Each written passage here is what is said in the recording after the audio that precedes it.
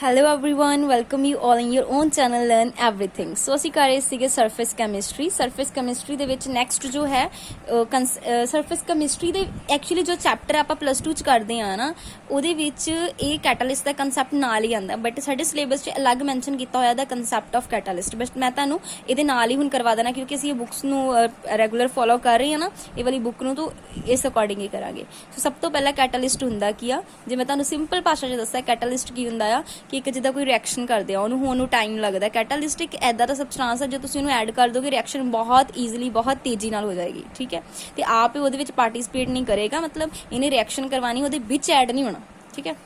A substance which increase the speed of reaction without being consumed in the reaction। ਦੇਖੋ ਜਿਹੜਾ increase ਕਰ ਦਿੰਦਾ speed, reaction ਦੀ speed ਵਧਾਤੀ, ਆਪ ਨਹੀਂ ਕੰਜ਼ਿਊਮ ਹੋਣਾ ਰਿਐਕਸ਼ਨ 'ਚ, ਉਹਨੂੰ ਬੋਲਦੇ ਕੈਟਾਲਿਸਟ, ਤੇ ਇਸ ਪ੍ਰੋਸੈਸ ਨੂੰ ਬੋਲਦੇ ਕੈਟਾਲਿਸਿਸ।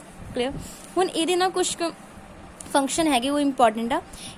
ਇਹ कैटलिस्ट में अंडरगो इंटरमीडिएट फिजिकल चेंज हो सकता and it may even from temporary chemical bond with reactant but it recover unchanged in the original form at the end of reaction. मतलब हो सकता है कुछ फिजिकल चेंज हैं, टैंपरेरी जो केमिकल बॉन्ड भी बना लवे, बट जो रिएक्शन हो नहीं ना इन्हें अनचेंज्ड बाहर आ जाना। तो उसमें अगे मैकेनिज्म भी करवाना, तो बिल्कुल क्लीयर हो जाएगा, उत्थों भी पता चल जाएगा।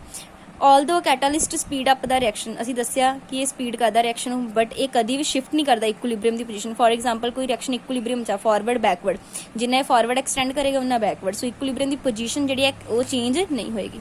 सो catalyst highly specific in nature. Specific देखो कैटालिस्ट के पेपर च क्वेश्चन आ सकता, वो स्टेटमेंट वाइज क्वेश्चन दे सकता। Highly specific in nature, specific मतलब कि एक कैटालिस्ट नूं तुसीं हर रिएक्शन च नहीं यूज कर सकते, वो स्पैसीफिक है एक पर्टिकुलर रिएक्शन लई, एक पर्टिकुलर जिहड़ा तुहानूं कैटालिस्ट ही चाहिदा, वो ये नहीं कि ये कैटालिस्ट ਤੇ हर जगह काम आएगा, ठीक है। So it is very specific in nature.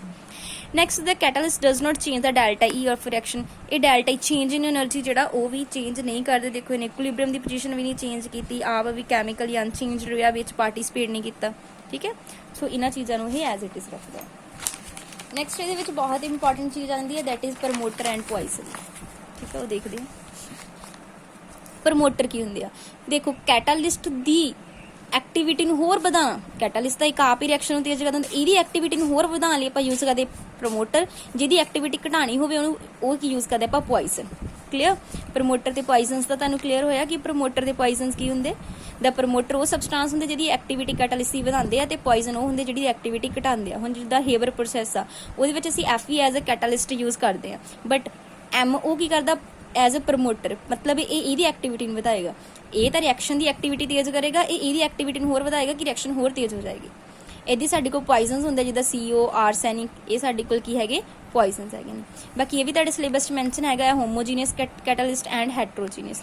Homo ਮੈਨੇ ਸੇਮ, ਜਦੋਂ ਕੈਟਾਲਿਸਟ ਦਾ ਸੇਮ ਫੇਸ ਹੋਵੇ ਵਿਦ ਰਿਐਕਟੈਂਟ ਐਂਡ ਪ੍ਰੋਡਕਟ, ਮਤਲਬ ਜੋ ਫੇਸ ਦੇ ਵਿੱਚ ਤੁਹਾਡੇ ਕੋਲ ਰਿਐਕਟੈਂਟ ਤੇ ਪ੍ਰੋਡਕਟ ਹੈਗੇ ਨੇ, ਜਿੱਦਾਂ ਇਹ ਦੇਖੋ ਰਿਐਕਟੈਂਟ ਗੈਸੀਅਸ ਫੇਸ ਆ, ਗੈਸੀਅਸ ਫੇਸ, ਤੇ ਪ੍ਰੋਡਕਟ ਵੀ ਗੈਸੀਅਸ ਫੇਸ, ਤੇ ਕੈਟਾਲਿਸਟ ਵੀ ਗੈਸੀਅਸ ਫੇਸ ਦੇ ਵਿੱਚ। ਇਹ ਦੇਖੋ ਗੈਸੀਅਸ ਸਾਰੇ ਗੈਸੀਅਸ ਹੋਏ ਨੇ, ਲਿਕੁਇਡ ਇਹ ਵੀ ਲਿਕੁਇਡ ਹੋ ਜਾਣਗੇ। ਕਲੀਅਰ। ਸੋ ਮਤਲਬ ਕਿ ਜੋ ਸੇਮ ਫੇਸ ਆ ਅਸੀਂ ਉਹਨੂੰ ਬੋਲਦੇ ਆ ਹੋਮੋਜੀਨੀਅਸ। ਹੈਟਰੋਜੀਨੀਅਸ ਕੀ ਹੋ ਜਾਂਦਾ ਡਿਫਰੈਂਟ ਫੇਸ। ਜਿਹਦਾ ਦੇਖੋ ਹੈਟਰੋਜੀਨੀਅਸ ਕੀ ਹੋ ਜਾਏਗਾ। ਸੋ ਇਹਦਾ ਮੈਕੈਨਿਜ਼ਮ ਵੀ ਸੀਗਾ, ਮੈਕੈਨਿਜ਼ਮ 'ਚ ਇਹ ਹੈ ਕਿ ਜਿਹਦੇ ਇੱਕ ਇੰਟਰਮੀਡੀਏਟ ਬਣਾ ਕੇ ਅੱਗੇ ਤੋਂ ਅੱਗੇ ਰਿਐਕਸ਼ਨ ਕਰਦੇ ਆ। ਇਹਦੀ ਐਗਜ਼ਾਮਪਲ ਦਿੱਤੀ ਆ, ਫॉर एग्जांपल ਜਿਹਦਾ ਇਹਦੇ ਵਿੱਚ ਆ, फॉर एग्जांपल ਜਿਹਦਾ SO2 and SO2 farm SO3, ਠੀਕ ਹੈ। ਇੱਕ ਸਲੋ ਪ੍ਰੋਸੈਸ ਹੈਗਾ ਜਦੋਂ ਆਪਾਂ NO ਐਜ਼ ਅ ਕੈਟਾਲਿਸਟ ਪਾ ਦਿੰਦੇ ਰਿਐਕਸ਼ਨ ਤੇਜ਼ ਹੁੰਦੀ, ਬਟ ਇਹ ਦੇਖੋ ਇੱਦਾਂ ਸਟੈਪ ਵਾਈਜ਼ ਇਹ ਰਿਐਕਸ਼ਨ ਹੋਈ। ਕਲੀਅਰ। ਸੋ ਇਹ ਪੂਰਾ ਇੱਕ ਇਹ ਥਰੂ ਇੰਟਰਮੀਡੀਏਟ ਹੁੰਦੀ, ਬਸ ਤੁਸੀਂ ਇਹ ਯਾਦ ਰੱਖਣਾ ਹੈ ਮੈਕੈਨਿਜ਼ਮ 'ਚ। ਹੈਟਰੋਜੀਨੀਅਸ ਦਾ ਜ਼ਿਆਦਾ ਮੈਕੈਨਿਜ਼ਮ ਇੰਪੋਰਟੈਂਟ ਆ, ਅੱਗੇ ਅਸੀਂ ਕਰਾਂਗੇ।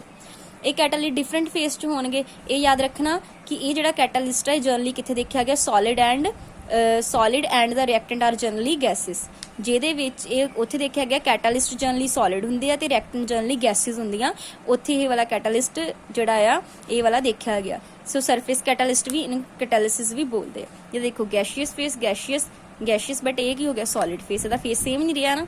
ਇਹ ਦੇਖੋ ਗੈਸੀਅਸ ਲਿਕੁਇਡ ਫੇਸ। ਸੋ ਇਹਦਾ ਜਦੋਂ ਫੇਸ ਇਹਨਾਂ ਦੇ ਚੇਂਜ ਹੋ ਜਾਂਦੇ ਉਹਨੂੰ ਬੋਲਦੇ ਆਪਾਂ ਹੈਟਰੋਜੀਨੀਅਸ। ਨੈਕਸਟ ਦਾ ਮੈਕੈਨਿਜ਼ਮ ਬਹੁਤ ਇੰਪੋਰਟੈਂਟ ਆ, ਉਹ ਦੇਖਦੇ ਹਾਂ। ਮੈਕੈਨਿਜ਼ਮ ਲਈ ਜਸਟ ਤੁਸੀਂ ਇਹ ਵਾਲੀ ਡਾਇਗਰਾਮ ਦੇਖੋ, ਤੁਹਾਨੂੰ ਇੱਥੇ ਕਲੀਅਰ ਹੋ ਜਾਏਗਾ, ਠੀਕ ਹੈ। ਸਭ ਤੋਂ ਪਹਿਲਾਂ ਦੇਖੋ ਕੈਟਾਲਿਸਟ ਆ, ਸਰਫੇਸ ਹੈਵਿੰਗ ਫ੍ਰੀ ਵੈਕੈਂਸੀਜ਼, ਇਹ ਰਿਐਕਟੈਂਟ ਆ। ਰਿਐਕਟੈਂਟ ਪਹਿਲਾਂ ਜਾ ਕੇ ਇਹਦੇ ਤੇ ਕੀ ਹੋ ਗਏ ਐਡਜ਼ੋਰਬ ਹੋ ਗਏ। ਪ੍ਰੋਸੈਸ ਪੁੱਛਿਆ ਜਾਂਦਾ ਪੇਪਰ 'ਚ, ਫਸਟ ਸਟੈਪ ਕੀ ਹੁੰਦਾ, ਪਹਿਲਾਂ ਹੋਈ ਐਡਜ਼ੋਰਪਸ਼ਨ ਹੋ ਗਈ, ਠੀਕ ਹੈ। ਹੁਣ ਇਹ ਕੀ ਕਰ ਗਏ ਇੱਥੇ ਜਾ ਕੇ ਇਹ ਰਿਐਕਟ ਕਰ ਗਏ, ਮਤਲਬ ਉੱਪਰ ਐਡਜ਼ੋਰਬ ਹੋਏ ਫਿਰ A ਤੇ B ਰਿਐਕਟੈਂਟ ਆਪਸ ਦੇ ਵਿੱਚ ਰਿਐਕਟ ਕਰ ਗਏ।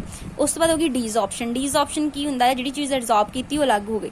ਹੁਣ ਕੈਟਾਲਿਸਟ ਦੇਖੋ, ਮੈਂ ਤੁਹਾਨੂੰ ਦੱਸਿਆ ਸੀ ਨਾ, ਐਂਡ ਤੇ ਪਤਾ ਚੱਲ ਜਾਏਗਾ ਕੈਟਾਲਿਸਟ ਰਿਕਵਰ ਹੋ ਗਿਆ, ਇਹ ਰਿਐਕਸ਼ਨ 'ਚ ਇਨਵੋਲਵ ਨਹੀਂ ਹੋਇਆ, ਇਹ ਨਹੀਂ ਆਪਣੇ ਸਰਫੇਸ ਤੇ ਜਸਟ ਰਿਐਕਸ਼ਨ ਕਰਾਣੀ ਹੈ, ਇਹਦਾ ਇੰਨਾ ਕੰਮ। ਠੀਕ ਹੈ, ਦੇਖੋ ਇਹਦੇ ਪ੍ਰੋਸੈਸ ਵੀ ਦੇਖ ਲਓ। ਡਿਫਿਊਜ਼ਨ ਆਫ ਰਿਐਕਟੈਂਟ ਟੂ ਦਾ ਸਰਫੇਸ ਆਫ ਕੈਟਾਲਿਸਟ, ਪਹਿਲਾਂ ਇਹ ਡਿਫਿਊਜ਼ ਕੀਤੇ ਇਹਦੇ ਸਰਫੇਸ ਤੇ, ਠੀਕ ਹੈ, ਵਾਲੀ ਸੌਰੀ ਡਿਫਿਊਜ਼ਨ। ਐਡਜ਼ੋਰਪਸ਼ਨ ਆਫ ਮੋਲੀਕਿਊਲ, ਹੁਣ ਐਕਟਿਵ ਸਾਈਟ ਤੇ ਜਿੱਥੇ ਐਕਟਿਵ ਸਾਈਟ ਆ ਉੱਥੇ ਕੀ ਹੋ ਗਈ, ਐਡਜ਼ੋਰਪਸ਼ਨ ਹੋ ਗਈ। ਪਹਿਲਾਂ ਉਹ ਡਿਫਿਊਜ਼ ਕੀਤੇ, ਫਿਰ ਉਹਨਾਂ ਦੀ ਕੀ ਹੋਈ, ਐਕਟਿਵ ਸਾਈਟ ਤੇ ਉਹ ਚਲੇ ਗਏ, ਐਡਜ਼ੋਰਬ ਹੋ ਗਏ, ਉੱਥੇ ਉਹਨਾਂ 'ਚ ਕੈਮੀਕਲ ਰਿਐਕਸ਼ਨ ਹੋ ਗਈ। ਠੀਕ ਹੈ, ਉਸ ਤੋਂ ਬਾਅਦ ਪ੍ਰੋਸੈਸ ਹੋ ਗਿਆ ਡੀਜ਼ੋਰਪਸ਼ਨ, ਕੈਟਾਲਿਸਟ ਅਲੱਗ ਹੋ ਗਿਆ, ਪ੍ਰੋਡਕਟ ਸਾਨੂੰ ਅਲੱਗ ਮਿਲ ਗਿਆ। ਬਸ ਦਿਸ ਇਜ਼ ਦਾ ਮੈਕੈਨਿਜ਼ਮ। ਇਹ ਜ਼ਿਆਦਾ ਇਹਦੇ ਵਿੱਚ ਕੁਝ ਔਖਾ ਨਹੀਂ ਹੈਗਾ, ਬਹੁਤ ਈਜ਼ੀ ਹੈਗਾ ਕੈਟਾਲਿਸਟ ਦਾ ਪ੍ਰੋਸੈਸ। ਠੀਕ ਹੈ, ਇਹਦਾ ਲਿਖਿਆ ਹੋਇਆ ਕੈਟਾਲਿਸਟ ਹੁੰਦੇ ਕੀ ਆ, ਤੁਸੀਂ ਉਹਦੇ ਪ੍ਰੋਪਰਟੀ ਤੁਹਾਨੂੰ ਪਤਾ ਹੋਣੀ ਚਾਹੀਦੀ ਕਿ ਸਪੈਸੀਫਿਕ ਆ ਨੇਚਰ 'ਚ, ਡੈਲਟਾ ਹੀ ਚੇਂਜ ਨਹੀਂ ਕਰਦੇ, ਇਕੁਇਲਿਬਰੀਅਮ ਪੋਜੀਸ਼ਨ ਨੂੰ ਚੇਂਜ ਨਹੀਂ ਕਰਦੇ ਹੈਗੇ। ਠੀਕ ਆ, ਮਤਲਬ ਇਹਦੀ ਰਿਕਵਰ ਹੋ ਜਾਂਦੇ ਐਂਡ 'ਚ, ਤੇ ਕੋਈ ਐਡ ਨਹੀਂ ਹੁੰਦੇ ਹੈਗੇ। ਹੋਮੋਜੀਨੀਅਸ 'ਚ ਸੇਮ ਫੇਸ ਰਹਿਣਗੇ, ਹੈਟਰੋਜੀਨੀਅਸ ਡਿਫਰੈਂਟ ਫੇਸ। ਫਿਰ ਇਹ ਪ੍ਰੋਸੈਸ ਤੁਹਾਨੂੰ ਯਾਦ ਹੋਣਾ ਚਾਹੀਦਾ, ਕਲੀਅਰ। ਐਂਡ ਪ੍ਰੋਮੋਟਰ ਕੀ ਹੁੰਦੇ, ਜਿਹੜੇ ਐਕਟੀਵਿਟੀ ਵਧਾਉਂਦੇ, ਉਹਦੀ ਪੋਇਜ਼ਨ ਜਿਹੜੇ ਘਟਾਉਂਦੇ। ਸੋ ਸਿੰਪਲ ਪੁਆਇੰਟ ਹੈਗੇ ਨੇ, ਕੈਟਾਲਿਸਟ ਦਾ ਪ੍ਰੋਸੈਸ ਸਿੰਪਲ ਹੈਗਾ, ਇਹਨੂੰ ਚੰਗੀ ਤਰ੍ਹਾਂ ਕਰ ਲੈਣਾ। Thanks for watching the video.